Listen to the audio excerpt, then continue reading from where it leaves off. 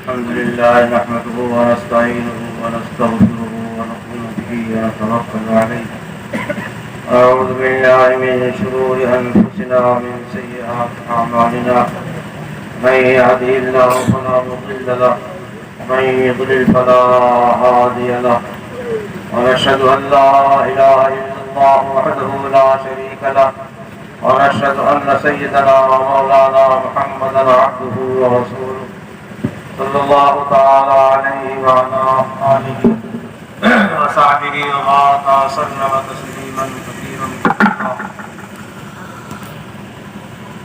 أما بعد فقد قال النبي صلى الله تعالى عليه وسلم الراحمون يرحمهم الرحمن ارحموا من في الأرض يرحمكم من في السماء وكما قال صلى الله تعالى عليه وسلم.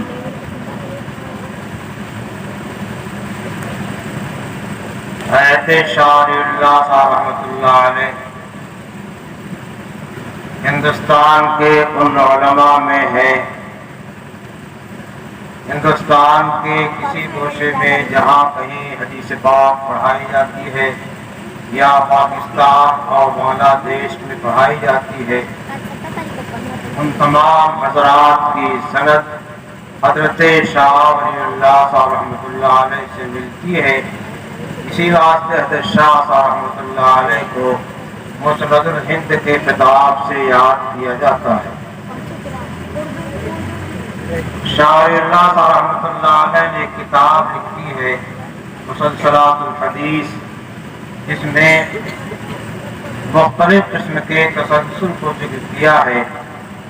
یہ روایت جو میں نے آپ کے سامنے پڑھی ہے، اس کی خصوصیت یہ ہے کہ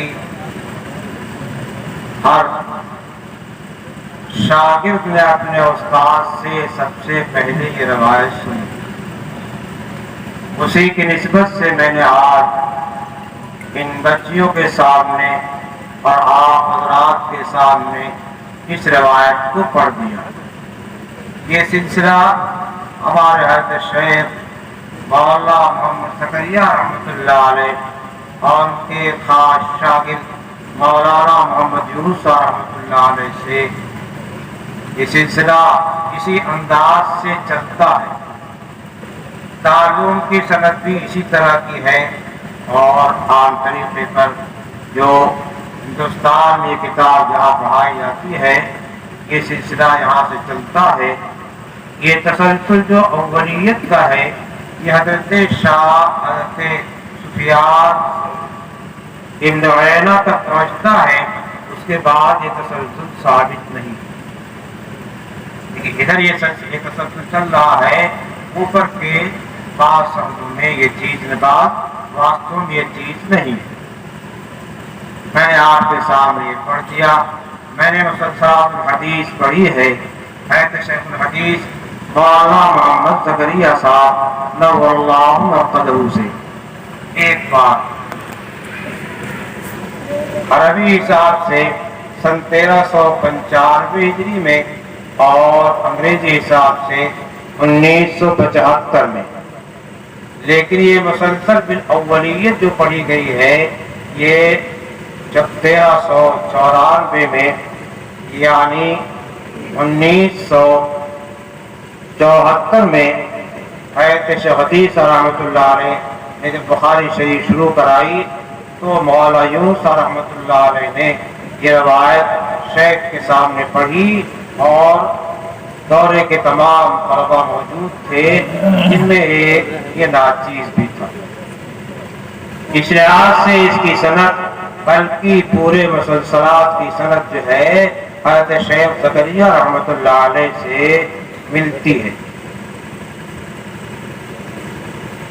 پھر اس کے بعد 2 مرتبہ سفر کر کے جانا ہوا اور شیخ یونس رحمۃ اللہ علیہ سے میں نے 2 مرتبہ مسلسلات پڑھی ہے اور حدیث المسلسل بالقمر والماء اور حدیث المسلسل بالمصافحہ میں نے پڑھی ہے مولانا محمد سجاد رحمۃ اللہ علیہ سے بھی. اب ان تمام یہ سند جو ہے شاہ ولی اللہ رحمۃ اللہ علیہ کی تک ہے معروف ہے، اور اس کے بعد جو ہے شاہ ولی اللہ صاحب رحمۃ اللہ علیہ سے آگے تک جو ہے کتابوں میں لکھی ہوئی ہے۔ اسی بات پہ کہا جاتا ہے کہ ایک سلسلہ جو ہے چلتا ہے وہ شاہ ولی اللہ صاحب تک اور ایک مصنف کتاب تک، اور اس کے بعد ایک سلسلہ چلتا ہے نبی پاک صلی اللہ تعالی علیہ وسلم تک۔ اسی کے ساتھ میں حدیث مسلسل بالاولیت کی اجازت دیتا ہوں، اور آج شاید قدر نہ ہو لیکن شاید کبھی قدر ہو کہ شیخ کا سلسلہ جب تلاش کرنے پر نہیں ملے گا، واسطے در واسطے ملیں گے تو زیادہ قدر ہوگی، آج قدر نہیں ہوتی ہے۔ اللہ سب کو قدر کی توفیق نصیب فرمائے۔ یہ ہو گئی حدیث المسلسل بالاولیت۔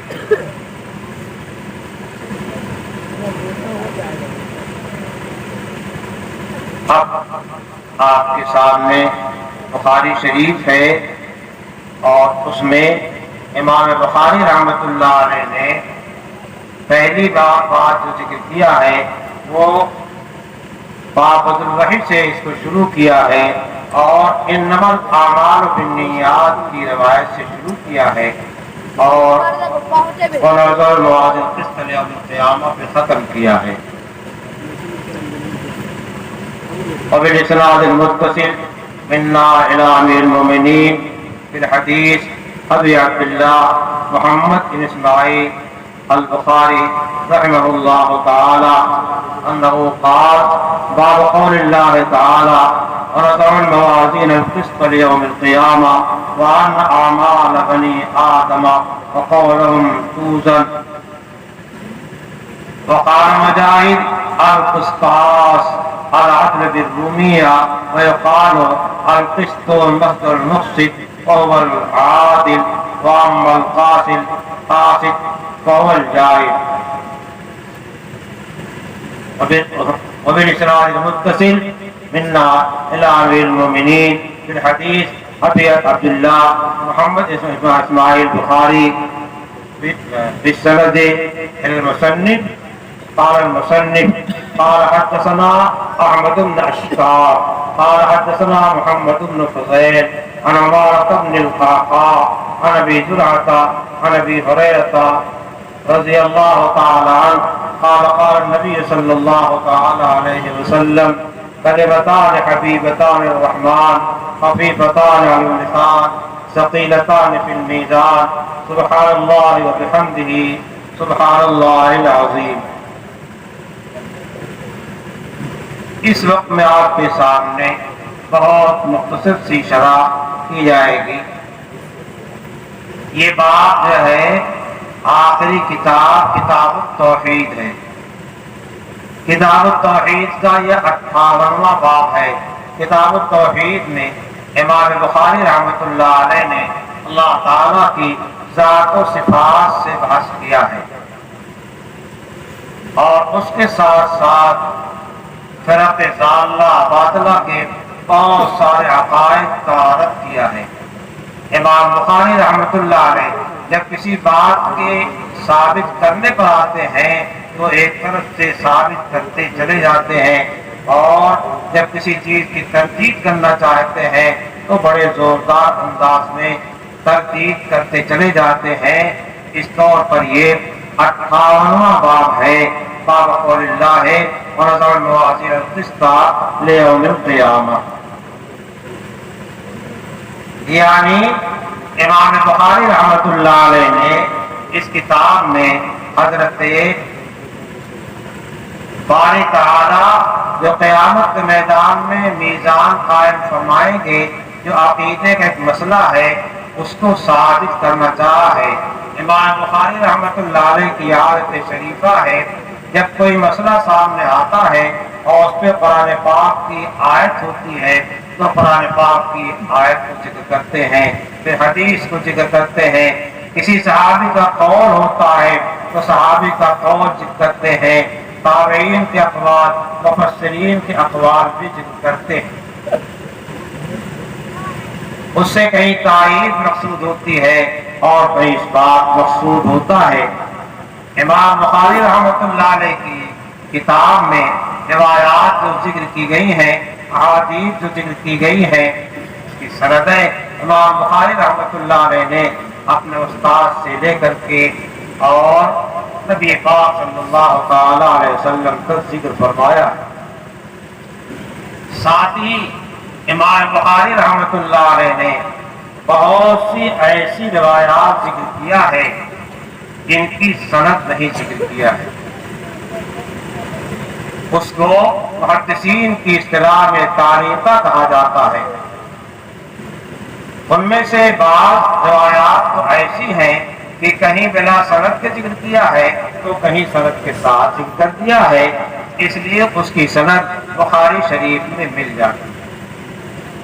لیکن اس کے علاوہ بہت سی تاریخات ایسی ہیں جس کی سند بخاری شریف میں نہیں ملتی، لیکن یہ پکی بات ہے کہ حدیث کی کسی نہ کسی کتاب میں اس کی سند مل جائے گی۔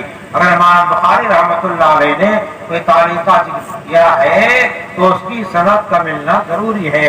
یہ الگ بات ہے کہ بخاری میں نہ ہو۔ اب یہاں جو لوگ حضرت امام بخاری کی ذکر کردہ روایات ہی پر جو ہے سارے مسائل کی بنیاد رکھتے ہیں، ان سے میں پوچھنا چاہتا ہوں اور ان کو پوچھ گزار کرنا چاہتا ہوں کہ جن تاریخات کو امام بخاری رحمۃ اللہ علیہ نے ذکر کیا ہے اور اس کی سند نہیں ذکر کیا ہے، آپ کہاں سے آئے؟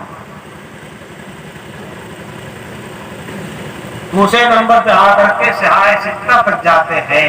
بعض تاریخات ایسی بھی ملے گی جو صحاح ستہ میں مل جاتی ہیں، لیکن ساری تاریخات نہیں ملتی ہیں۔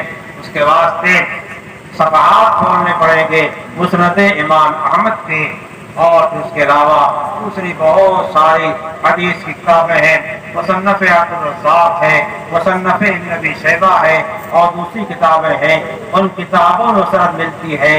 اب بتائیں کہ جس حدیث کی سند جو ہے امام بخاری نے ذکر کیا ہے اور وہ سند جو ہے مصنف ابن ابی شیبہ میں ذکر کی گئی یا مصنف عبد الرزاق میں ذکر کی گئی، تو کیا مصنف عبد الرزاق مصنف جو ہے اس کے ان کی بات کو یہ حضرات تسلیم کریں گے یا نہیں کریں گے؟ تو اگر کوئی روایت امام بخاری رحمۃ اللہ علیہ بخاری شریف میں ذکر کرتے ہیں اور اس کی سند مسند احمد ملتی ہے، مصنف عبد الرزاق ملتی ہے، مصنف ابی شیبہ ملتی ہے، تو صرف اسی سند کو مانیں گے یا اس کے علاوہ جو روایات ذکر کیا ہے ان اصحاب کتب نے ان کو بھی مانیں گے؟ یہ بہت مختصر سی بات ہے، اس سے ان حضرات کے اس مظلومہ کا بطلان ثابت ہو جاتا ہے جو صرف بخاری شریف کو حدیث کی کتابوں میں مسترد مانتے ہیں اور حوالے میں صاف کہتے ہیں کہ بخاری شریف میں ہے، یعنی اگر نہیں ہے تو اس کا اعتبار نہیں ہے، جبکہ امام بخاری رحمۃ اللہ علیہ نے اس بات کو اقرار کیا ہے کہ میں نے تمام روایات صحاح کو بخاری شریف میں ذکر نہیں کیا ہے۔ تو جو روایات امام بخاری یہ کہتے ہوئے بخاری شریف میں ذکر نہیں کیا ہے تو امام بخاری اس بات پہ اعتبار ہے کہ نہیں ہے؟ پھر روایات دنیا سے حذف ہو گئی، امام بخاری اس کے صفحات لپیٹ کر کے اندر رکھ دیے، یا اور مصنفین نے اور محدثین نے اس کو ذکر کیا ہے؟ ایک صاحب نے اس سے کہا کہ صاحب فلاں روایت بخاری شریف میں ہے، اس سے پہلے چمپارن آیا تھا، وہاں ایک صاحب نے کہا یہ روایت بخاری شریف میں ہے۔ میں نے کہا آپ کو بخاری شریف کی سند سے کیوں سوال ہے؟ امام مسلم، امام ترمذی رحمۃ اللہ علیہما، امام بخاری رحمۃ اللہ علیہ کے دونوں شاگرد ہیں، کیا ان لوگوں نے شاگردی کا ادا نہیں کیا یا امام بخاری نے ان دونوں اپنے شاگردوں کو پہچانا نہیں؟ یہ کم علمی کی باتیں ہیں، کم علمی کی باتیں ہیں، وقت نہیں ہے۔ بات کہہ دیتا ہوں، کسی بندر کو جو ہے ہلدی کی گانٹھ مل گئی تھی، ہلدی کی گانٹھ مل گئی تھی، اس نے دیکھا بنیا کو، انصاری کو، اور وہ جو ہے دکان پہ بیٹھا اپنا سوداگروں کو دے رہا تھا، تو یہ لے جا کے ऊंची जगह बैठ गया और कभी लोगों की तरफ देखता था, कभी उसकी तरफ देखता था, कभी उधर देखता था, कभी इधर देखता था कि हमारे पास भी सौदा मौजूद। यही हाल इन कम इल्मों का है कि सारी किताबों को इन्होंने क्या किया, लपेट दिया और किसी हर किताब पे इनको क्या इश्काल है और एतराज है। ये अच्छी बात नहीं है। आप आइए, अस्माए रिजाल वालों ने क्या किया है, एक एक हदीस को छान पटक के रख दिया है और साफ कर दिया है। और मुहद्दिसीन में यहाँ इमाम बुखारी रहमतुल्लाह अलैह का नाम आता है, इमाम मुस्लिम का नाम आता है, क्या इमाम अहमद का नाम इसमें नहीं है, इमाम मालिक का नाम इसमें नहीं है, इमाम अबू हनीफा नमाज साबित का इसमें नहीं है, हजरत मोहम्मद इमाम शाफी रहमतुल्लाह अलैह का नाम नहीं है। ये हजरात मुतक़द्दिमीन में है, ये पहले हैं इमाम बुखारी रहमतुल्लाह अलैह से। इमाम अबू हनीफा रहमतुल्लाह अलैह की सबसे ज्यादा वास्तव वाली सनद जो है इमाम अबू हनीफा और हजरत नबी पाक सल्लल्लाहु अलैहि वसल्लम दरमियान में 3 वास्ते की है। 2 वास्ते की सनदें भी मौजूद हैं और 1 वास्ते की सनद मौजूद। उसके बाद कलाम होता है, हम उसको यहाँ नहीं छेड़ना चाहते। इमाम बुखारी रहमतुल्लाह अलैह की चंद सुलासियात बुखारी शरीफ में जिक्र की गई है, यानी सबसे कम वास्ते वाली जो सनद है उसको सुलासी कहा जाता है। इमाम बुखारी और नबी पाक सल्लल्लाहु अलैहि वसल्लम दरमियान में 3 वास्ता सिर्फ है। इमाम हनीफा की सबसे जो है ज्यादा वास्तों वाली सनद ये है, इमाम बुखारी रहमतुल्लाह अलैह की सबसे कम वास्तों वाली सनद है। मैं इमाम बुखारी रहमतुल्लाह अलैह को बेएतबार नहीं गद्दानता हूँ। इमाम बुखारी रहमतुल्लाह अलैह का हमने एहतराम किया है। इमाम बुखारी रहमतुल्लाह अलैह की किताब पढ़ते पढ़ाते हैं। इमाम बुखारी रहमतुल्लाह अलैह जो तहकीकात पेश करते हैं, उन तहकीकात को हम जो है आंखों पर रखते हैं और उसके जरिए से मसाइल का इस्बात करते हैं। इमाम बुखारी रहमतुल्लाह अलैह ने बुखारी शरीफ में जो उन्वानात कायम की जाती है, जिसको हमारे यहाँ तर्जमतुल बाब के उन्वान से याद किया जाता है। तर्जमतुल बाब में उलूम का इतना ज़ख़ीरा है कि ख़त्म नहीं होता है। जो मुहद्दिस आता उसमें इजाफा करता है, जो बुखारी पढ़ाने वाला आता उसमें इजाफा करता है। ये भी तो मतलब हो सकता है, ये भी तो इमाम बुखारी का मकसद हो सकता है। इमाम बुखारी रहमतुल्लाह अलैह ने मुहद्दिसाना शान के लिहाज से, मुहद्दिसाना अंदाज के लिहाज से गुफ्तगू किया है। और यकीनी बात है इमाम बुखारी रहमतुल्लाह अलैह ने इस चीज का इत्मीनान किया है, हदीस को बहुत ज्यादा पुख्ता तौर पर छांटने का और उसके बाद हर हदीस पर 2 रकात नमाज पढ़ने का, हर हदीस पर 2 रकात नमाज पढ़ने का, अल्लाह ताला से दुआ करने का, फिर गौर फिक्र करने के बाद उसको बुखारी शरीफ में रखते थे। बड़े एहतमाम से किया है। जितनी हदीसें हैं उसकी डबल रकातें इमाम बुखारी रहमतुल्लाह अलैह ने पढ़ी है, एहतमाम किया है। उसी एहतमाम शान का इमाम बुखारी रहमतुल्लाह अलैह के फन इल्म हदीस के कल्ब के अंदर आज़मत के होने का ये असर है कि आज सारी दुनिया में असहुल कुतुब बाद किताबुल्लाह ताला सहीहुल बुखारी कहा जाता है। ये बात हमने आगे बहरहाल इमाम बुखारी रहमतुल्लाह अलैह के जो तराजिम हैं उसमें बहुत सारे उलूम, बहुत ज़हन की कुशादगी पैदा होती है। बड़े सारे उलूम से क्या है हमारा वास्ता जो है हो जाता है। बाकी इमाम मुस्लिम ने अबवाब कायम किए हैं, उसमें इख्तिलाफ है मुहद्दिसीन का कि इमाम मुस्लिम ने बात कायम किया है या इमाम नबवी ने कायम किया है। दोनों तरह की राय है।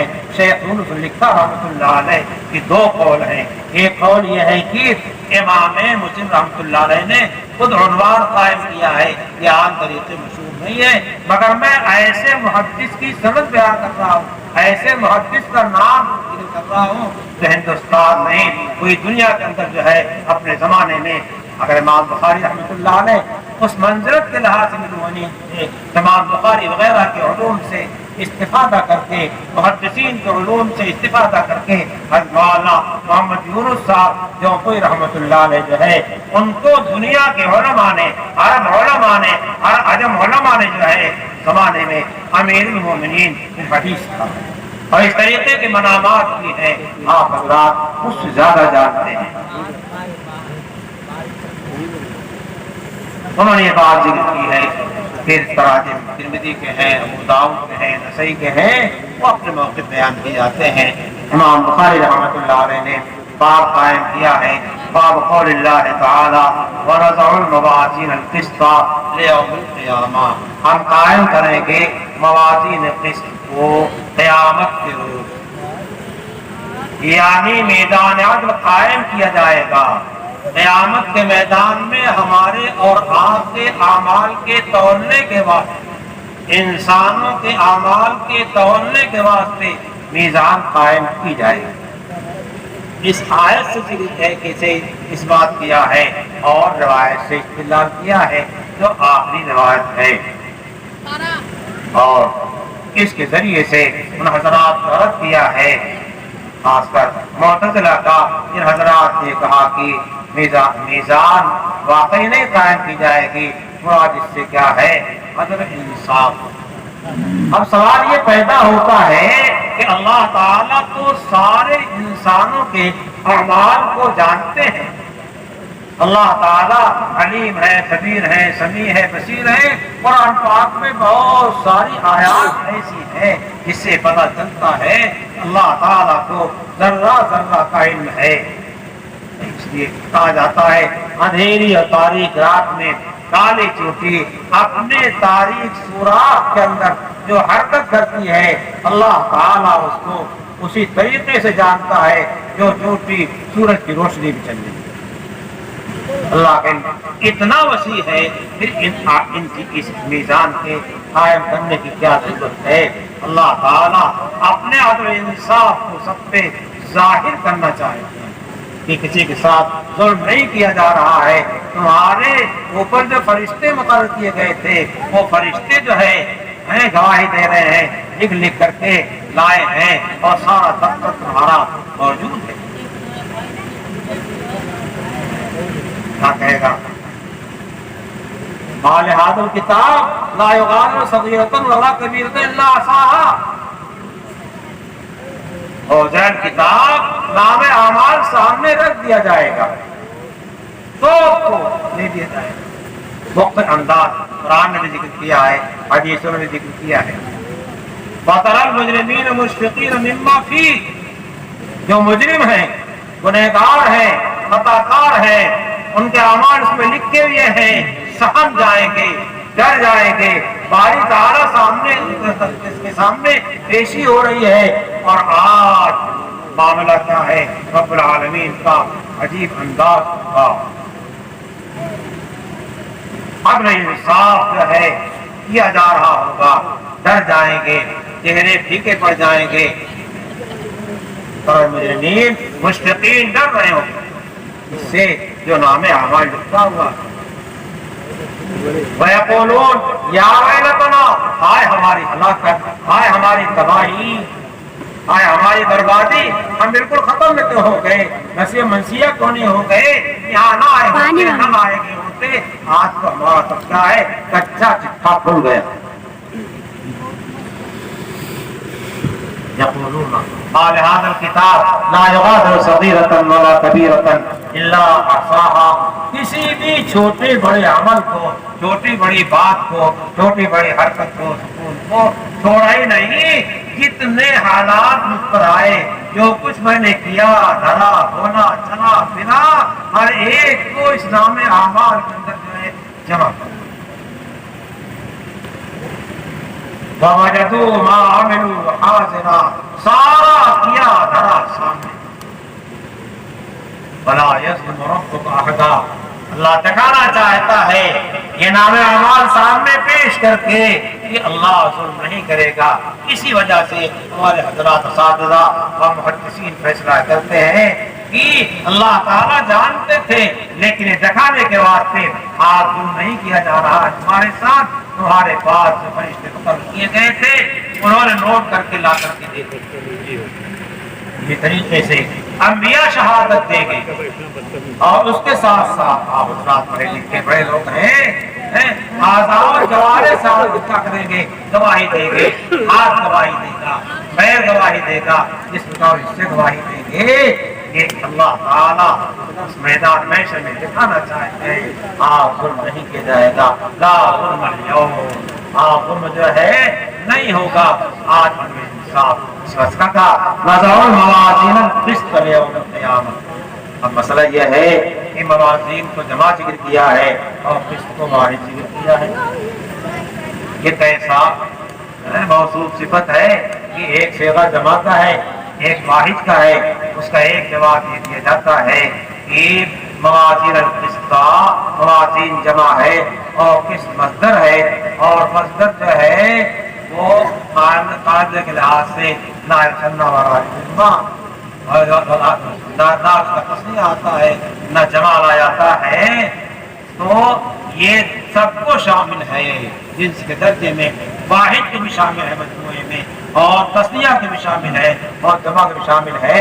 इसलिए जिस तरीके से वाहिद की सिफत बन सकता है उसी तरीके से जमा के सेदे की भी सिफत बन सकता है। और नज़रुल मवाज़ीन क़िस्त लियौम क़ियामत। आगे फरमा रहे हैं क़यामत के दिन, क़यामत के दिन, जो क़यामत का दिन बहुत बड़ा दिन होगा, इसी वास्ते कहा जाता है। ऐलान इसके अंदर जो है ताज़ीम के वास्ते है, बातों से मुहद्दिसीन ने इसको ज़र्फ़ के वास्ते और तौक़ीद के वास्ते माना है। वअन्ना अमाल बनी आदम व क़ौलहुम यूज़न, और बनी आदम के आमाल और उनसे कौल वज़न किए जाएंगे। यहाँ नुस्खों का इख्तिलाफ है, बात में कौलुम है। हमारे आम नुस्खों में जो हिंदुस्तान में जारी है उसमें जो है कौलहुम जिक्र किया है, और दूसरे बाद नुस्खों में आलम कामिसी का नुस्खा है, उनके नुस्खे में अक़वालहुम है। अक़वालहुम है, अगर अक़वालहुम है इधर आमाल है, इधर अक़वाल है, कोई इश्काल नहीं। सारे अक़वाल और सारे आमाल सब पेश की जाएंगे। अक़वाल भी बहुत होंगे, जिंदगी न मालूम कितनी बातें हमने की कही होगी, और आमाल भी बहुत होंगे, फिर कोई इश्काल नहीं रह जाता। और लेकिन हमारे किस नुस्खे में जो है अक़वाल को पैर कौसैन जमा करके इशारा कर दिया है, ये नुस्खा भी है। और अगर वाहिद का नुस्खा है और उनका है, उसका जवाब शेख ज़करिया नव्वरल्लाहु बरकतहू ने लिखा है कि आमाल जो है मुख्तलिफ आज़ा और जवारे से जो सादिर होते हैं, और कौल के वास्ते सिर्फ ज़ुबान है, उसके वास्ते एक आला है, और इसके वास्ते बहुत सारे आज़ा हैं। इस वास्ते उसके वास्ते लफ्ज़ वाहिद को इस्तेमाल किया है, जो ज़बान से इस्तेमाल होता है, निकलता है, यानी कौल, और बाकी आमाल के वास्ते जो है जमा का सिगा इस्तेमाल किया है। इसी तरीके से कौलम यूज़न और ऊज़न दोनों नुस्खा पढ़ा गया है। इससे मालूम क्या हुआ कि हमारे आमाल और अक़वाल जो है वो सब जो है वज़न किए जाएंगे। मसला यह है कि हमने अमल किया, नमाज पढ़ी, किसी बोरी में भरा भरी नहीं की नमाज, किसी बर्तन में रख नहीं दी गई नमाज, ये तो आराज है। हमारे मुंह से ज़बान से लफ्ज़ निकला और एक जुमला बोले और लंबी तकरीर कर डाली, लेकिन जो क्या है वो जो है आवाम हो गया, खत्म हो गया। ये तो क्या है, आराज है, अजसाम नहीं है। फलासफा मुतक़द्दिमीन जो है उनका कोई मज़हब और मुताख़िरीन और उनका कानून अपना है, वो कानून तो बदलता बदलता रहता है, उनकी तहक़ीक़ात जो है वो बदलती रहती है। तो किसी ज़माने में इश्काल था कि वज़न के वास्ते जिस्म का होना जरूरी है, ईंट तौली जा सकती है, पत्थर तौला जा सकता है, गेहूँ तौला जा सकता है। لیکن آرات تو نہیں توڑے جا سکتے. ہم پہ جو حالات آ رہے ہیں، خوشی کے حالات ہیں، غمی کے حالات ہیں، اس کو کیسے توڑا جائے گا؟ اس کو نہیں توڑا جا سکتا ہے. لیکن اب جو حالات ہیں اور جو حالات ہمارے سامنے آئے، اب سردی ناپ لی جاتی ہے، گرمی ناپ لی جاتی ہے، بہت ساری چیزیں ناپ لی جاتی ہیں. کتنی گرمی ہے، کتنی سردی ہے، کتنا بخار ہے، کتنی ٹھنڈک ہے، ساری چیزیں جو ہے ناپ لی جاتی ہیں. دیوار میں گھڑیاں لگی ہوئی ہیں، وہ گھڑی بتاتی رہتی، نیچ کوت ہوتا رہتا ہے، بتاتی رہتی ہے. لہذا اب اس میں کوئی اشکال نہیں ہے. معتزلہ نے انکار کیا تھا وزن کسی واسطے کہ آرات کو توڑا نہیں جا سکتا ہے، اسے معتزلہ نے انکار کر دیا تھا. لیکن ان کے انکار کا کوئی اعتبار نہیں ہے. اور پھر معتزلہ ہزار انکار کیا کریں، اللہ رب العالمین کے قول سے اور قرآن کریم کی آیت سے امام بخاری رحمۃ اللہ علیہ نے اس کا استدلال کیا ہے. اپنے مائنڈ سے، اپنے دماغ سے استدلال نہیں کیا ہے، قرآن سے استدلال کیا ہے. قرآن محکم کتاب ہے اور یہ اٹل ہے، یہ ختم ہونے والی نہیں ہے. اور آج جو اعتراض تھا وہ بھی ختم ہو چکا ہے. آگے فرماتے ہیں وقال مجاہد القسطاس العدل. قسطاس میں دونوں لغت ہے، آپ کا ضمہ بھی ہے اور آپ کا کسرہ بھی ہے. القسطاس کا معنی کیا ہوا؟ قسطاس کے معنی عدل کے ہیں. امام بخاری رحمۃ اللہ علیہ نے قرآن پاک میں دیکھا کہ ایک اور آیت ہے جو وزنوں بالقسطاس المستقیم سے تلاوت کی جاتی ہے، اس کو ذکر کیا. اور امام بخاری رحمۃ اللہ علیہ کی عادت ہے جب کوئی لفظ آتا ہے اس سے ملتے جلتے قرآن پاک جو الفاظ آتے ہیں کئی کئی لفظوں کی تشریح کرتے چلے جاتے ہیں. بہرحال استاد اور استاد دونوں ہے، رومی زبان. اب دوسرا اشکال پیدا ہو گیا، قرآن کے بارے میں آتا ہے قرآن عربیہ بلسان عربی مبین، تو پھر جو ہے یہ کیسے رومی لفظ غیر عربی لفظ قرآن پاک میں آ گیا؟ تو بعض حضرات نے کہا کہ قرآن تو تمام لغات اس میں جمع کر دی گئی ہیں، عرب کے لغات سے جو ہے لوگ واقف نہیں ہیں. امام شافعی رحمۃ اللہ علیہ فرماتے ہیں کہ عرب کے لغات کا ایسا نہیں کر سکے، ہمارے علم میں نہیں آیا صاحب کہ یہ عرب استعمال ہوتا نہیں ہوتا ہے، لیکن وہ عرب کا لفظ ہے، اس واسطے اس کو استعمال کیا گیا. لیکن دوسرے حضرات بہت سے حضرات نے، علامہ سیوطی نے، ابن حجر نے اور ان کے علاوہ نے ان الفاظ کو شمار کیا ہے جو قرآن میں غیر عربی ہیں، اور وہ 100 الفاظ سے زیادہ، 111 سے زیادہ ہوتے ہیں. اور پھر وہ کہتے ہیں کہ جب جو ہے اس کو عربی زبان میں استعمال کر لیا گیا، اہل عرب نے استعمال کیا تو عربی میں استعمال ہو رہا تھا اور اسی زبان میں قرآن پاک نازل ہوا، تو قرآن میں عرب کی وہ مستعمل زبان جو ہے اللہ پاک نازل فرمایا. انہیں کے واسطے تو سمجھنے کے واسطے قرآن نازل کیا تھا. پھر ان لوگوں نے ہم سب کو سمجھایا اور ہم نے عربی زبان سیکھی اس واسطے کہ قرآن اور حدیث جو ہے وہ عربی زبان میں ہے، اس لیے ہم عربی زبان کو سب سے زیادہ فوقیت دیتے ہیں. قرآن کی زبان عربی ہے اور محشر کی زبان عربی ہے، جنت کی زبان عربی ہے، تو عربیت کو جو ہے موقع حاصل ہے. اور شیخ مولانا زکریا صاحب اللہ علیہ نے فضائل زبان عربی کے عنوان سے مستقل تعریف فرمائی ہے. اس لحاظ سے یہ عربی ہی گویا استعمال کیا گیا، عرب میں استعمال ہو رہا تھا، اسی پر قرآن نازل ہو گیا. اب وہ عربی لفظ ہو گیا. بعض الفاظ ایسے ہیں کہ عرب میں بھی استعمال ہوتے ہیں، عجم میں استعمال ہوتے ہیں. ہمارے حضرات شرح نے تنور کی مثال دیا ہے کہ متعدد زبانوں میں جو ہے تنور استعمال ہوتا ہے. وَيُقَالُ الْقِسْطُ مَصْدَرُ الْمُقْسِطِ. بتایا جاتا ہے، کون بتانے والا ہے؟ محدثین بتانے والے ہیں، اہل لغت بتانے والے ہیں جو لغات کے ماہر ہیں. وہ کیا کہتے ہیں؟ القسط مصدر المقسط۔ اب جب کوئی میدان کا پڑھنے والا طالب علم آئے گا تو فوراً اعتراض کر دے گا صاحب مقسط تو بات افعال سے ہے اور قسط جو ہے وہ مجرد سے ہے، تو یہ کیسے اس کا مصدر ہو گیا؟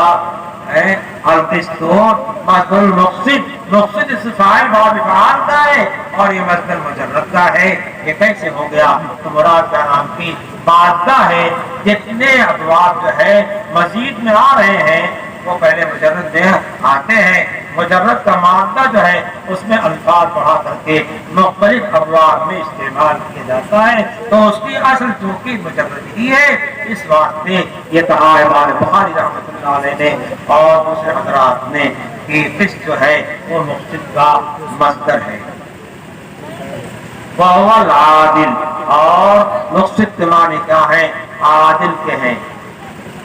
وَأَمَّا الْقَاسِطُ فَهُوَ الْجَائِرُ، اور قاصد کے معنی کیا ہے؟ جائر۔ مقصد کے معنی تو عادل کے ہوئے اور قاصد کے معنی جائر کے ہوئے۔ اصل میں قسط اور قسط جو ہے حضرات نے کہا قسط کے معنی تو عدل کے آتے ہیں اور قسط کے معنی جور اور ظلم کے آتے ہیں، اور بعض دوسرے محققین نے کہا کہ نہیں، دونوں معنی قسط کے اندر موجود ہے۔ یہ ذو جہتین ہے، اس کا معنی اس کے اندر ظلم کا معنی بھی پایا جاتا ہے اور عدل کا معنی پایا جاتا ہے، اور استعمال کے لحاظ سے جو ہے دونوں جگہ استعمال ہوتا ہے۔ کہیں قاصد کو عادل کے معنی میں استعمال کیا گیا ہے اور کہیں قاصد کو ظالم معنی استعمال کیا گیا ہے۔ وَأَمَّا الْقَاسِطُونَ فَكَانُوا لِجَهَنَّمَ حَطَبًا۔ اس میں ایک واقعہ بھی سعید جبیر کا اور اس کے ساتھ حجاج کا آتا ہے، لیکن وقت کم ہے۔ وَأَمَّا الْقَاسِطُ فَهُوَ الْجَائِرُ، قاصد کے معنی کیا ہوئے؟ ظالم کے ہو گئے، اور مقصد کے معنی عادل ہو گئے۔ یہ بھی کہا جاتا ہے مقصد اور جائر جو ہے باب افعال میں جب چلا گیا قسط کا مادہ تو باب افعال میں سلب ماخذ کا معنی پایا جاتا ہے، اس کی وجہ سے جو ہے وہ ماخذ ختم ہو گیا اور عدل کا معنی اس کے اندر آ گیا۔ یہاں ایک بات یہ ہوتی ہے، کیا سب کے اعمال کو وزن کیا جائے گا؟ سب کے اعمال کو وزن کیا جائے گا؟ ایک بڑی جماعت 70,000 لوگوں کی ایسی جنت میں داخل ہوگی جو بلا حساب و کتاب داخل ہوگی۔ یہ 70 کی مقدار پہلی بیان کی گئی ہے، حدیثوں میں اس سے کہیں زائد اور بھی روایات میں ذکر کیا گیا ہے۔ یہ بلا حساب و کتاب داخل ہوں گے، کیوں؟ ان کے پاس کوئی معصیت نہیں، کوئی گناہ نہیں ہے، دنیا سے گناہ سے پاک صاف چلے گئے ہیں، لہذا ان کا حساب دینے کی ضرورت نہیں ہے، انہیں جنت میں داخل کر دیا جائے گا۔ اور ایک جماعت کفار کی جن کے پاس کوئی نیکی نہیں ہے، کوئی حسنہ نہیں ہے، ان کو بغیر حساب کے جہنم میں بھیج دیا جائے گا۔ اور جن کے پاس اچھائیاں بھی ہیں، برائیاں بھی ہیں، اگرچہ کافر جنت میں نہیں جائے گا لیکن اس کے اس نیکی کی بنا پر تخفیف تو ہو جائے گی۔ چنانچہ حضرت ابو طالب کا واقعہ آتا ہے کہ حضرت ابو طالب کو نفع پہنچا، تفصیل ہے حدیث پاک میں، نبی پاک صلی اللہ علیہ وسلم کی صحبت کا، یعنی نبی پاک صلی اللہ علیہ وسلم کے ساتھ جو ابو طالب نے ہمدردی کا برتاؤ کیا تھا، تعاون کیا تھا، اس کی وجہ سے ابو طالب کو کوئی نقصان پہنچا کہ نہیں پہنچا، تو اس کا جواب نبی پاک صلی اللہ علیہ وسلم نے دیا حدیث پاک میں کہ ابو طالب کو چچا کو جو ہے جوتا پہنایا جائے گا آپ کا۔ یہ کیا ہے؟ سب سے اہون عذاب ہوگا، سب سے اہون عذاب ہوگا، سب سے ہلکا عذاب ہوگا کہ آپ کا جوتا پہنایا جائے گا۔ یہ اگلی دماغ ہو کما نرجل، اس آپ کے جوتے کی وجہ سے جیسے ہڈیاں آگ پہ رکھی ہوئی پھکتی ہے اور پھکاتی ہے، اسی طریقے سے ابو طالب کا دماغ پک رہا ہوگا۔ تو تخفیف عذاب کا جو ہے مسئلہ آیا، ابو طالب کی نیکیاں تھیں، ان نیکیوں کی وجہ سے جنت میں تو اس واسطے نہیں جا سکے کہ جنت میں جانے کے واسطے ایمان شرط، یہ تخفیف ہو گئی تو تخفیف ہو جائے گی۔ آگے جو ہے بڑی ساری تفصیلات ہیں۔ ایک بات جو ہے یہ ہوئی کہ کس کا وزن دیا جائے گا اور کس کا نہیں کیا جائے گا، اور پھر یہ وزن جو ہوگا بہت تھوڑی مقدار تھوڑے وقت میں ہو جائے گا، اور تھوڑے وقت میں ذمہ ہو کر کے طور کر کے فراغت ہو جائے گی۔ یہ ہوئی آیت، اور اس کے ضمن میں امام بخاری رحمۃ اللہ علیہ کی تفسیر کہ انہوں نے حضرت امام مجاہد سے نقل کی ہے۔ مجاہد کا قول بھی یہی ہے، جمہور تو یہ بات کہتے ہیں کہ میدان عدل قائم کیا جائے گا، مجاہد جمہور سے علیحدہ ہیں، وہ کہتے ہیں کہ اس سے مراد اس آیت سے اللہ تعالیٰ کی یہ ہے کہ اللہ تعالیٰ عدل انصاف کا معاملہ فرمائیں گے، اور میدان کے قائم کرنے کی قائم نہیں ہے، اور معتزلہ قائم نہیں ہے۔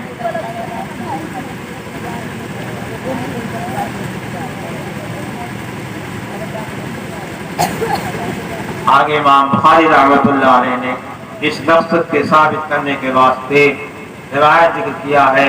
احمد ابن اشکاب امام بخاری رحمۃ اللہ علیہ کے شاگرد ہیں، اشکاب بھی پڑھا گیا ہے، اشکاب بھی پڑھا گیا ہے، منصرف بھی پڑھا گیا ہے، غیر منصرف پڑھا گیا ہے۔ قال حدثنا محمد بن حسین عن عمارة بن القعقاع عن ابي زرعة عن ابي هريرة رضی اللہ تعالی عنہ۔ اب یہاں پر جو ہے ایک بات سامنے آتی ہے کہ محمد ابن فضیل جو ہے عمارہ ابن قعقاع سے لینے میں متفرد ہے، اور عمارہ ابن قعقاع جو ہے ابو زرعہ سے متفرد ہے، اسی طریقے سے ابو زرعہ جو ہے ابو ہریرہ سے متفرد ہے۔ اسی طریقے سے سب سے پہلی روایت جو ذکر کی گئی ہے انما الاعمال بالنیات، اس میں بھی کئی راویوں کا تفرد جو ہے وہ بیان کیا جاتا ہے۔ اس لحاظ سے اب ایک بات سامنے آتی ہے، امام بخاری رحمۃ اللہ علیہ نے ایسی روایت ذکر کیا ہے جس میں تفرد ہے، ایک ہی راوی پایا جاتا ہے، روایت کیا جاتا ہے۔ علماء نے جب جو ہے روایات کو دیکھا اور حدیثوں کا انداز دیکھا، قرآن پاک کا انداز دیکھا، اور پھر ان مضامین کو تلقی بالقبول کر لیا اور لے لیا، تو اس کا درجہ جو ہے وہ بڑھ جاتا ہے، اور کبھی دوسری روایات سے جب قوت اور اعتزاز ہو جاتا ہے تو مقام جو ہے بڑھ جاتا ہے۔ اس واسطے ان دونوں حدیثوں کا مقام بہت بڑا ہوا ہے۔ انما الاعمال بالنیات کی روایت کو جو ہے محدثین عام طریقے پر شروع ذکر کرتے ہیں، مصنفین ذکر کرتے ہیں کہ آدمی اپنی نیت کو کیا کرے، درست کر لے اور اخلاص کے ساتھ عمل کرے۔ ایمان کی اصل تو اخلاص ہے۔ ایک صحابی رضی اللہ عنہ کھڑے ہوئے اور کہا یا رسول اللہ مل ایمان، قال الاخلاص۔ اور ایمان کے جواب میں آپ نے اخلاص کا حق کا جواب دیا، یعنی دل کے اندر جو ہے اللہ کی ذات جو ہے بس جائے، رچ جائے کہ ایک اسی ذات سے ہونے والا سب کچھ ہے، وہی فعال لما یرید ہے، اس کی وہ صفت ہے اذا اراد شیئا ان یقول له کن فیکون۔ کسی کے اندر صفت نہیں ہے، اس کے اندر خالقیت کی شان ہے، اور تمام عالم کے اندر جو ہے مخلوقیت کی شان ہے۔ خالق مخلوق میں مساوات نہیں ہو سکتی۔ قال نبی صلی اللہ تعالی علیہ وسلم کلمتان حبیبتان الی الرحمن۔ یہاں کلمتان ذکر کیا گیا ہے، لیکن مراد کلامان ہے۔ کلمہ تو مفرد ہوتا ہے، لیکن بہت ایسا ہوا ہے کہ کلمہ بول کر کے کلام مراد لیا جاتا ہے۔ قرآن کریم میں بھی ہے کلمے کو کلام ذکر کیا گیا ہے، مثل کلمۃ طیبۃ کشجر طیبۃ اصلھا ثابت وفرعها فی السماء۔ حدیثوں میں سب اس وقت استعمال کیا گیا ہے کہ کلمے کو کلام کا معنی دیا جاتا ہے، یعنی اس کا استعمال ہوتا ہے، اور ہم اور آپ عام بولی بولتے ہیں کلمہ طیبہ، کلمہ طیب، اور ہم عام بولی میں بولتے ہیں کلمہ شہادت، ہم عام بولی بولتے ہیں کلمہ توحید، کلمہ بولتے ہیں، حقیقت میں کلمہ نہیں ہے اصطلاح کے لحاظ سے، حقیقت میں کلام۔ امام بخاری رحمۃ اللہ علیہ نے جو روایت ذکر کیا ہے اس روایت میں نبی پاک صلی اللہ تعالی وسلم نے کلمتان بول کر کے کلامانے مراد دیا ہے. دو کلام ایسے ہیں جو اللہ تعالیٰ کو بہت اللہ کو بہت محبوب ہے. تو یہ کلام اللہ کو محبوب ہے تو اس کا ورد کرنے والا اللہ کو محبوب بنے گا. اسی واسطے شبہ لکھتے ہیں اس سے مراد کیا ہے؟ اس کا پڑھنے والا ہے کہ وہ عند اللہ تعالیٰ جو ہے وہ محبوب ہے. کلمتان حبیبتان الرحمن، اللہ تعالیٰ نے حبیب کے ساتھ لفظ رحمان ذکر کے جو ہے اپنی صفت رحمانیت کو ہمارے سامنے ظاہر کرنا چاہتا ہے. یہ تمہارا عمل ہمارا نزدیک محبوب ہے، میری رحمت ہے، تمہارا کوئی کمال نہیں ہے، تمہارا کوئی فضل نہیں ہے. جو کچھ ہے وہ ہمارا دیا ہوا ہمارا عطیہ ہے. ہمیشہ ذہن رکھنا کی سب کچھ دیا ہوا ہمارا ہے، تمہارا کچھ نہیں ہے. کلمتان حبیبتان الی الرحمن خفیفتان علی اللسان.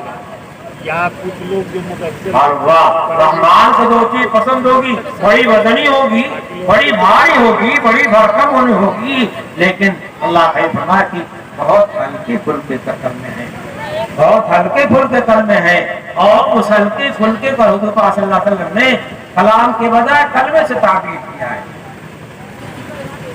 کبھی بتا اگر لسان زبان سے ان کا ادا کرنا بہت آسان ہے، تمہارے واسطے مشکل نہیں ہے. جو رحمان کا محبوب بننا چاہتا ہو اس کے واسطے بڑا آسان نسخہ جو ہے بیان کر دیا اللہ کے حبیب پاک صلی اللہ علیہ وسلم نے. کبھی بتا اگر لسان یہ بات سامنے آتی ہے اس طریقے سے وہ کلمے خفیف ہیں، ان کا وزن بھی خفیف ہوگا، اس کی تول بھی ہلکی ہوگی. لیکن باری تعالیٰ کے نام دیکھیے فرماتے ہیں ثقیلتان فی المیزان، میزان میں بہت ثقیل ہے. بہت لمبی بات میں چھوڑ دیا، اب تھوڑا سا یہاں ذکر دیتے ہیں. وہ ایک واقعہ آتا ہے قرآن میں بھی اس طریقے کی آیات ذکر کی ہے.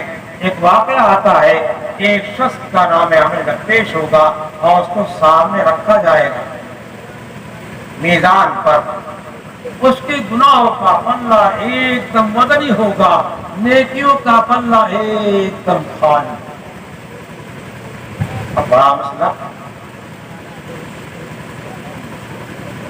99 دفتر ہوں گے، کتنے بڑے بڑے فیض کافی کتنے بڑے بڑے دفتر ہوں گے؟ نہیں، کمقبل بسر جہاں پر نگاہ جائے وہاں پر اس کے صفحات نام اعمال رکھ دی جائیں گے ترازو میں، اور گناہوں کا پلہ بھاری ہو جائے گا. وہ پریشان ہوگا، اب تو پھنسے، اب تو معاملہ جو ہے ہمارا خراب ہوا، اب تو جہنم میں ڈالے گئے. کہا جائے گا فرشتے کہیں گے تمہارا ایک عمل اور ہے، اللہ تعالیٰ کی طرف سے فرشتے کہیں گے وہ لایا جا رہا ہے. تو بطاقہ لایا جائے گا، جو ہماری زبان کہہ لیجیے ایک پرچی لائی جائے گی. اس پرچی میں کیا ہوگا؟ تم شہادت اشہد ان لا الہ الا اللہ وان محمدا عبدہ ورسولہ، اور اس کو رکھ دیا جائے گا اور یہ پلہ وزنی ہو جائے گا اور برائیوں کا جو ہے ہلکا ہو جائے گا. ایمان کی یہ قیمت ہے. بعض محدثین نے لکھا ہے اس کلمے سے مراد وہ کلمہ طیبہ ہے، اس کلمہ طیبہ پر اس کا انتقال ہوا ہے، اس ایمان کے ساتھ گیا ہے. کلمہ چاہے پڑھتا ہوا گیا ہو اور چاہے کلمہ شہادت کی تصدیق جو ہے دل کے اندر سویدائے قلب کے اندر لے کر کے گیا، بہرحال وہ رکھا جائے گا اور وزنی ہو جائے گا. اسی سے بات کیا ہے کہ اعمال کو جسمانی شکل دی جائے گی. ابن عباس فرماتے ہیں ان الاعمال متجسد، اور بھی منقول ہے دوسرے حضرات سے جسمانی شکل دی جائے گی. پھر وہ اعتراض ختم ہو جاتا جو کہا جاتا تھا آراز ہے تو کیسے توجہ رہے گی، تفسیر نہیں جانا چاہیے. کیا کلمے ہیں؟ سبحان اللہ و بحمدہ سبحان اللہ العظیم، سبحان اللہ و بحمدہ سبحان اللہ العظیم. امام بخاری رحمۃ اللہ علیہ نے کتاب کو شروع کیا ہے کہاں سے؟ किताबुल ईमान से। अब कहते हैं साहब उलमा हमारे बच्चे ने पढ़ा है कि हमने तो बदुल वही से पढ़ा है। किताबुल ईमान असल है बदुल वही उसके मवादी के दर्जे में है, मुकद्दमे के दर्जे में है। तो ईमान से शुरू किया है और ईमान से खत्म किया, कलमे शहादत पे खत्म किया है। और शुरू में ईमान, बीच में बहुत लंबी तफसील होगी, आमाल मुख्तलिफ किस्म के, और उसके बाद यकीन आकर के जो है सुभान अल्लाह बिहम्दी सुभान अल्लाह अज़ीम में खत्म किया। इसका मतलब क्या है कि ये भी अकीदे का मसला, वो भी अकीदे का मसला, वजन का मसला। इस वास्ते की यहाँ क्या है जो सकीलतान फिल मीज़ान जिक्र किया है, इससे बात साबित होता है दोनों कलमे मीज़ान में वजन ही होंगे, इनका मीज़ान में वजन होगा। ये वजन ये भी अकीदे का मसला और वहाँ किताबुल ईमान अकीदे का मसला। उसके साथ साथ जो है इस तरफ भी इशारा है कि हमारे हर काम की बुनियाद इखलास के साथ होनी चाहिए। जितना इखलास होगा अमल के अंदर उतना ही वजन होगा। और एक बात मैं यहाँ और कहना चाहता हूँ कि आपने किताबुल ईमान पढ़ा, आमाल पढ़े और बहुत सारी चीजें पढ़ी, और उसके बाद जो है इमाम बुखारी रहमतुल्लाह अलैह ने सुभान अल्लाह बिहम्दी सुभान अल्लाह अज़ीम पे जो है खत्म किया है। इसका मतलब क्या है कि इन आमाल में लगो और किसी आमाल में लगे, पढ़ा रहे हैं, तबलीग कर रहे हैं, दावत कर रहे हैं, दूसरे काम कर रहे हैं, लेकिन इन आमाल में इन चीजों में जो है अपनी जुबान को कर रखना, कुछ वक्त है तन्हाई में रखना, और तन्हाई के औकात में अपनी जुबान को अल्लाह के जिक्र से, अल्लाह की तस्बीह से, अल्लाह की तहमीद से कर रखना। तस्बीह क्या है?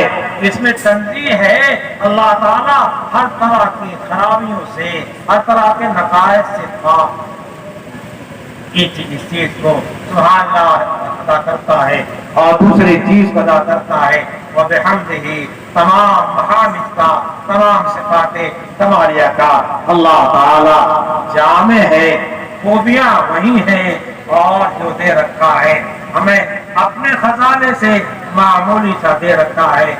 इस वस्तु को चाहा दिया, इस वस्तु को चाहा नहीं दिया, इल्म दिया और मसलन सिफत रहमत दिया और चीजें दिया, लेकिन सिफत खल्क नहीं दिया। सिफत खल्क के बारे में ऐलान कर दिया नहीं देने का।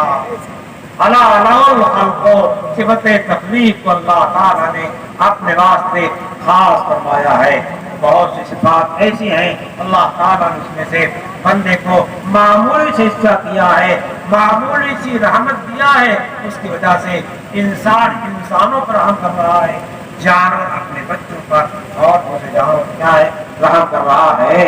और सिफात से हिस्सा नहीं दिया, खल्क से हिस्सा नहीं दिया।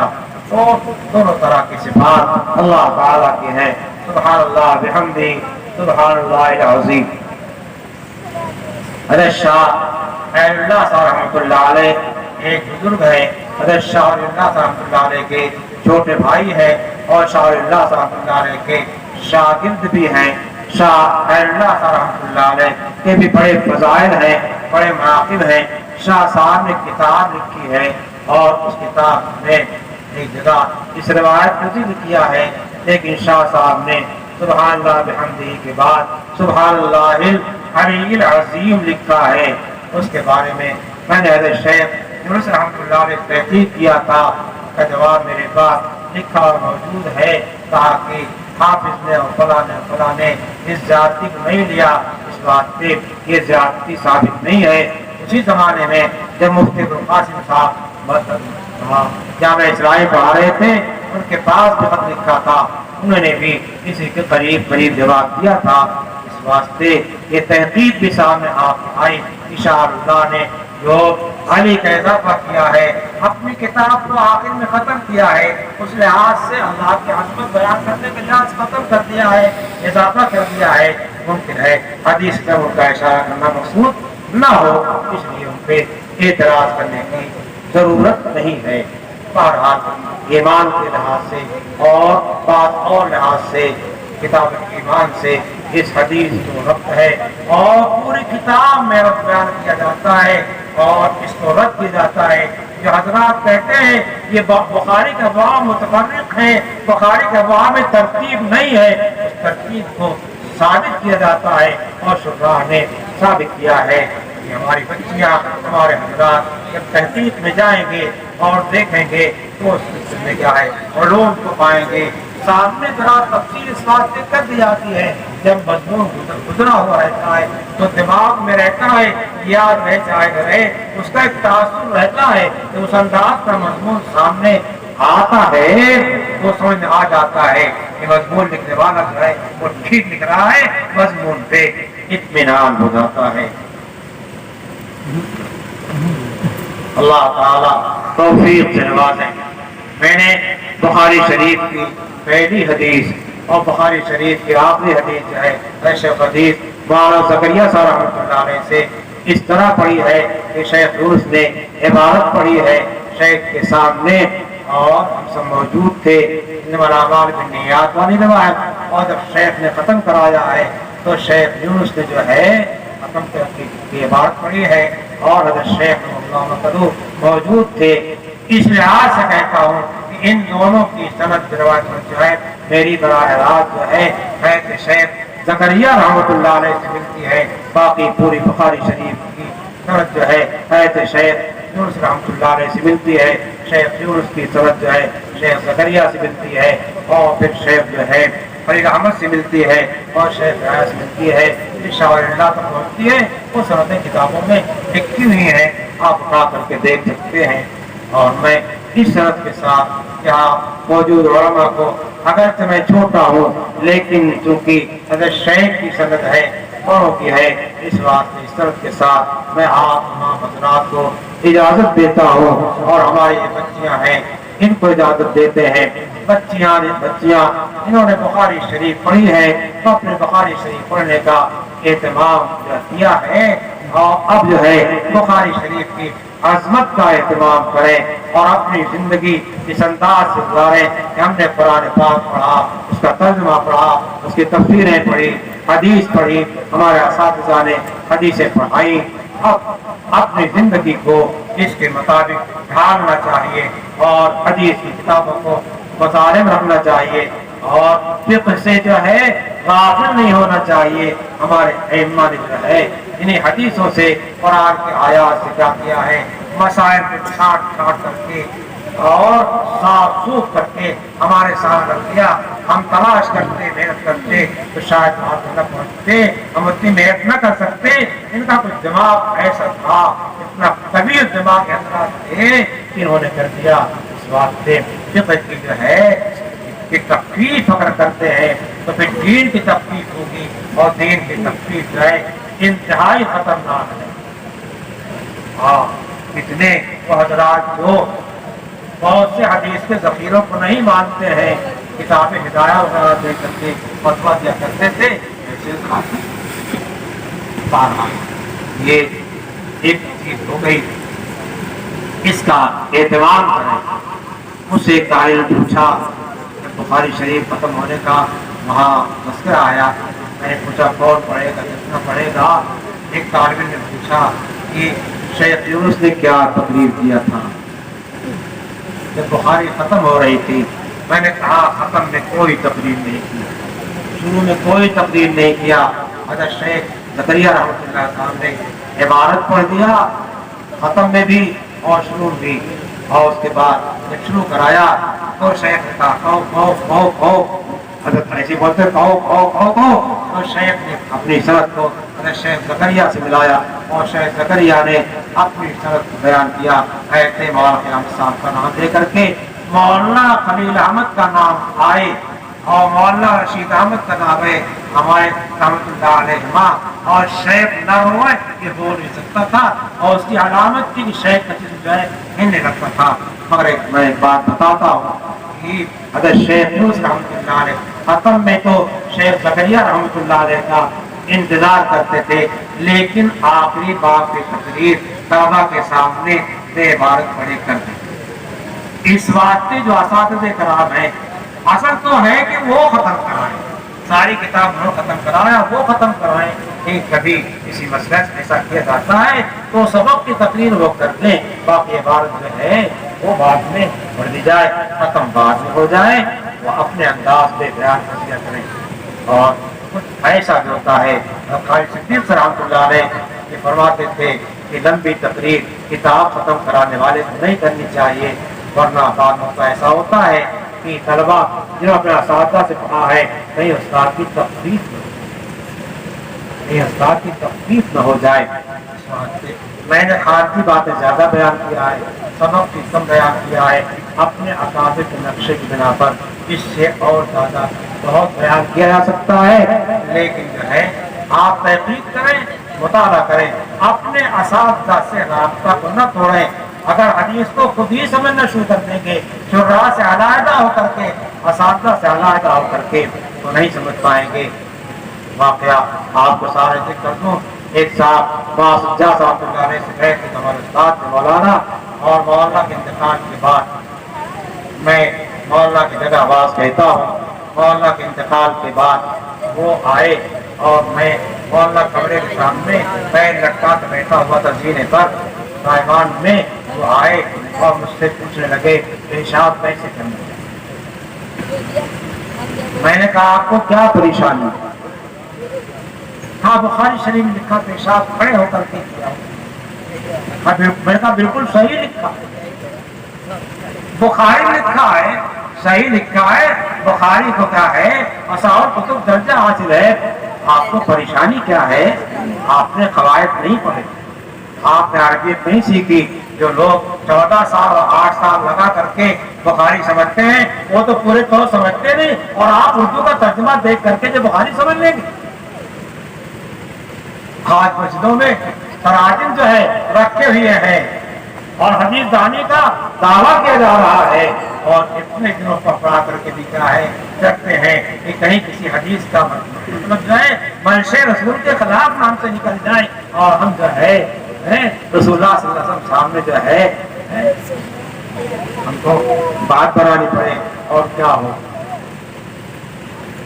تراجم۔ میں نے کہا آگے پیچھے دیکھو کیا ہے، کہاں قوم کی کوڑی کے پاس گئے جہاں گندگیاں پھینکی جا رہی تھی، آپ لباس ڈھیلا پہنتے تھے، اگر بیٹھتے تو بیٹھنے کی وجہ سے جو ہے کپڑوں میں گندگی آ جاتی، اس واسطے آپ نے کھڑے کھڑے پیشاب کیا، اور اس کا 7 8 9 جواب دیا جاتا ہے۔ اسی میں سے ایک جواب دیا جاتا ہے کہ آپ کے گھٹنے میں درد تھا یا آپ کے کمر میں درد تھا، مختلف جوابات وہاں اساتذہ دیتے ہیں۔ تو یہ وجہ ہے۔ ایک صاحب آئے کہنے لگے کہ لال قمیص پہننا کیسا ہے؟ میں نے کہا کیا پریشانی آپ؟ کافرہ صاحب کہتے جائز نہیں ہے۔ میں نے کہا تو آپ اس بات کے اعتراض کیوں ہے؟ کہنے لگے بخاری شریف لاؤں؟ میں نے کہا ابھی لے کے آئے۔ بازار میں میں طلبہ جواب دے کر کے گیا تھا، اور وہ وہاں تھے قریب میں گھر پر لے کر کے آئے، انہوں نے دکھایا نہیں۔ میں دائیں بائیں دیکھ رہا تھا، دوسری روایت تلاش کر رہا تھا۔